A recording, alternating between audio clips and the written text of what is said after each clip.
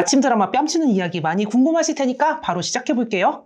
오늘의 사건 바로 배신과 복수의 연속입니다. 초등학교 동창인 두 여자가 있었어요. A와 B라고 할게요. A는 결혼을 했고 B는 미혼입니다.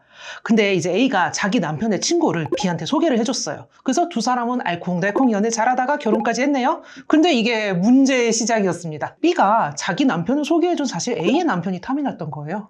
그래서 두 사람이 결국 바람이 났습니다. 근데 A는 자기 남편이 바람을 피우는 건 알았는데 그게 누군지 몰라요.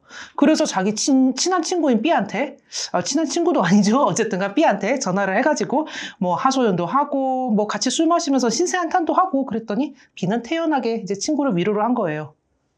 B도 너무한데요. 네. 근데 A가 결국엔 알게 된 건가요? 네. 그게 들통이 났던 경우도요. A가 어느 날 문콕을 당해가지고 이제 블랙박스를 돌려봤어요. 근데 거기서 이제 보면 안 되는 것을 보게 됐습니다. 남편이 차에서 B와 부적절한 관계를 가지고 있는 것이 이게 다 녹음이 돼버린 거예요.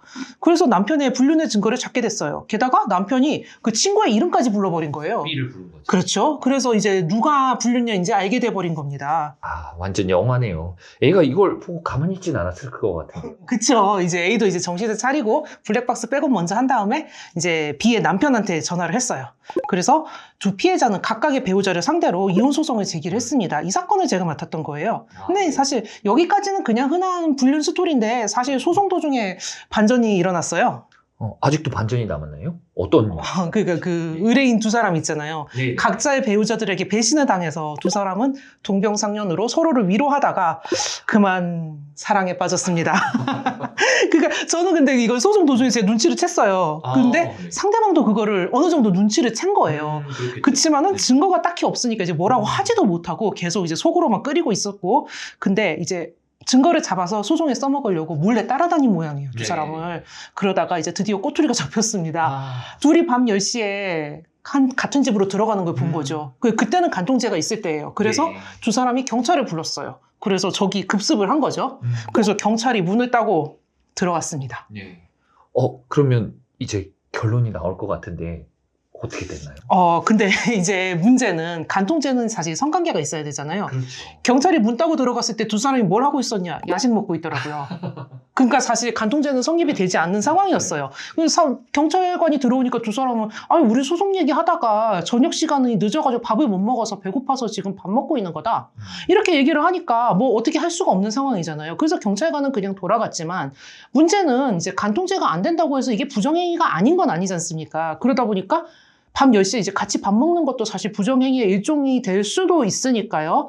그러다 보니까 이제 지난주에 이 얘기를 하려고 했었죠, 저희가. 바로 혼인이 사실상 파탄난 이후에도 정조 의무가 있는가? 이 문제 말하지. 그렇죠. 이미 배우자들한테 배신을 당한 사람들이기 때문에 혼인은 이미 파탄났으니 이게 왜 문제가 되냐 법정에서 논쟁이 시작이 된 거예요. 혼인 관계가 사실상 끝났다면 새로운 관계는 법적 책임을 지기 어렵다는 거죠. 근데 사실상 파탄이 언제인가 이게 핵심입니다. 그렇다면 법원은 이를 어떻게 판단했죠? 보통 법적으로는 혼인의 파탄이 인정이 되면 그 이후 관계는 불법이 아니라고 보는 경우가 많아요. 근데 이제 문제는 타이밍이죠. 법원에서는 단순히 마음이 떠났다고 해서 파탄으로는 인정하지 않습니다. 최소한 뭐 이혼이 되거나 오랜 기간에 별거를 하거나 뭐 기타 등등 참작할 사유가 있어야겠죠. 그렇군요. 하지만 상대방이 먼저 불륜을 저질렀는데 피해자가 나중에 다른 사람과 새로운 사랑에 빠지게 되는 것이 부정행위나 이혼 사유가 된다고 봐야 될까요? 이게 좀 애매하죠, 사실. 법적으로는 피해자가 먼저 바람을 피운 배우자에게 이제 유책 사유가 있다는 게 인정은 되는데, 피해자도 또 소송 중에 새로운 연애를 한다면 도덕적 비난에선 자유롭지 못합니다. 그리고 이게 이 위자료에도 영향을 줄 수가 있어요. 결국 이 사건도 법정에서 진흙탕 싸움으로 가게 됐네요. 이런 사례들이 생각보다 많나요? 상상 이상으로 많습니다. 그리고 한 가지 더, 제발 변호사한테는 숨기지 말아주세요. 여러분의 변호사는 여러분들의 편입니다. 나에게 불이익한 것도 솔직하게 말씀을 해주셔야 해결이 가능하거든요.